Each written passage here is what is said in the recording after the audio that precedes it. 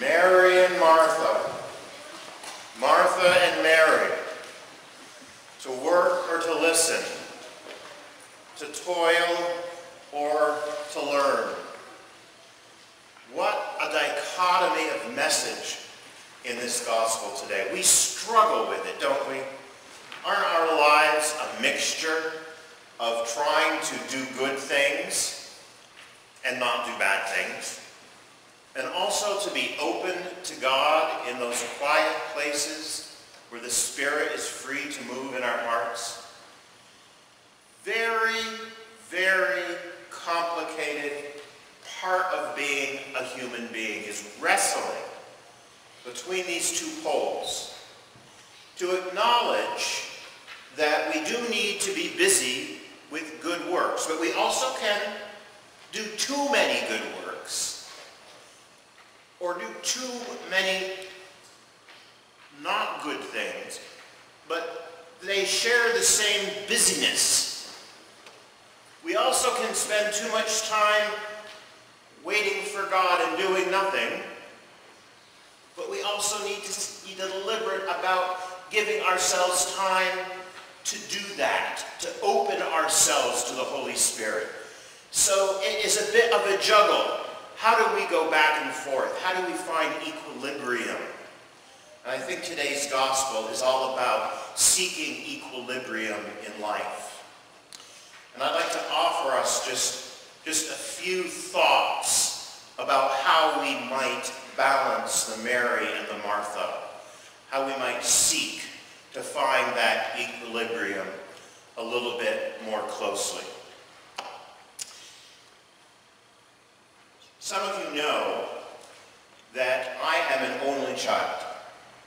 So it will surprise you to learn that I have a nephew.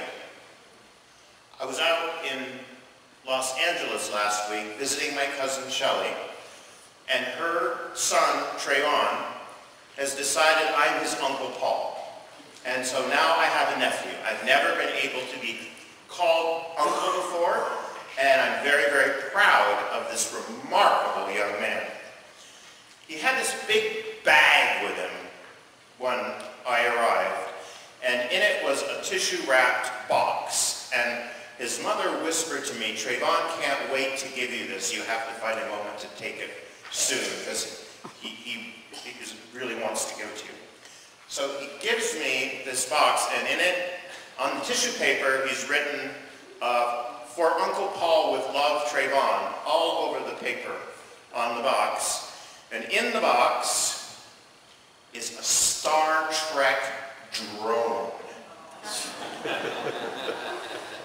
Now, Trayvon races drones. He has lots of drones.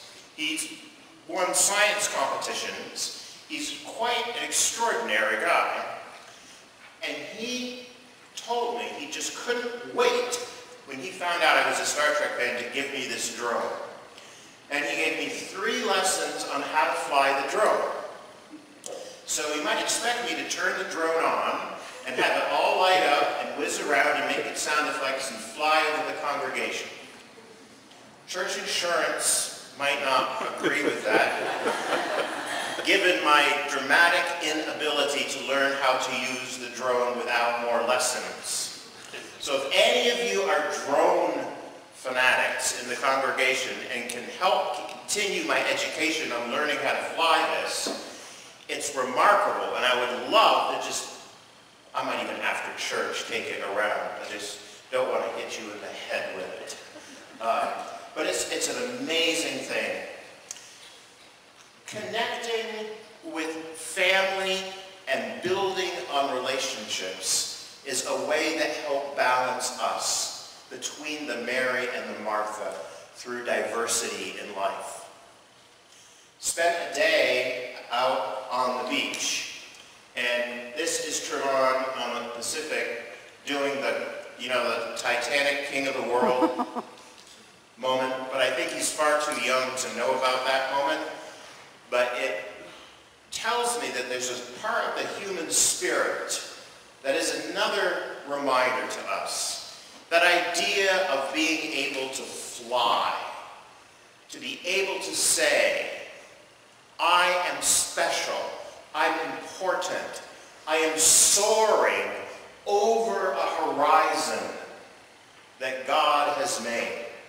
I am soaring over the world.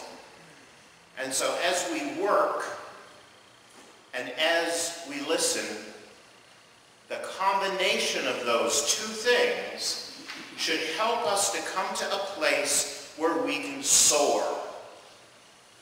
How often have we soared lately? I've soared recently by going out and visiting my family. But I ask all of us, how often have we soared? Have we dreamed of something more?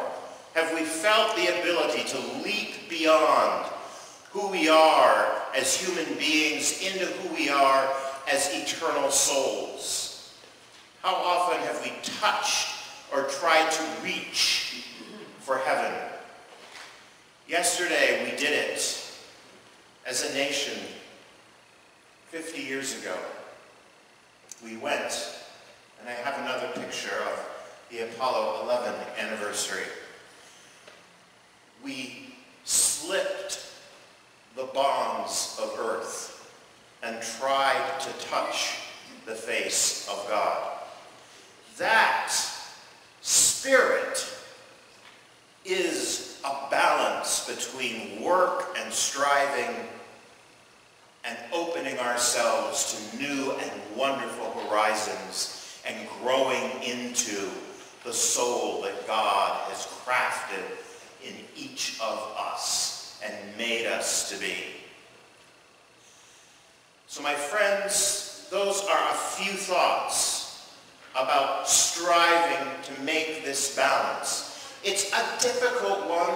It can be a strange one to understand, but it's essential for who we are as human beings.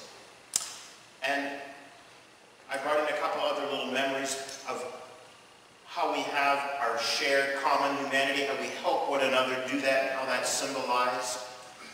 Brought in a little rock from the Pacific. I'm not sure what makes these holes in the rocks, but it kind of reminded me of being a human being, because we can sometimes be like Swiss cheese ourselves as we try to make this dynamic.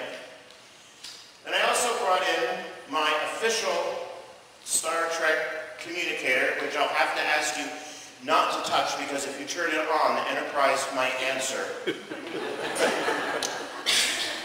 However, wouldn't it be wonderful if it was just as easy as saying, beam me up to a better place, beam me up to a perfect world? Well, we can't, but it's up to you and I, with the balance of how hard we work and how well we listened and opened ourselves through rest and play, and how we connect in relationships as human beings to somehow make that happen. As Captain Picard would say, make it so. And as Captain Kirk would say, Scotty, beam me up.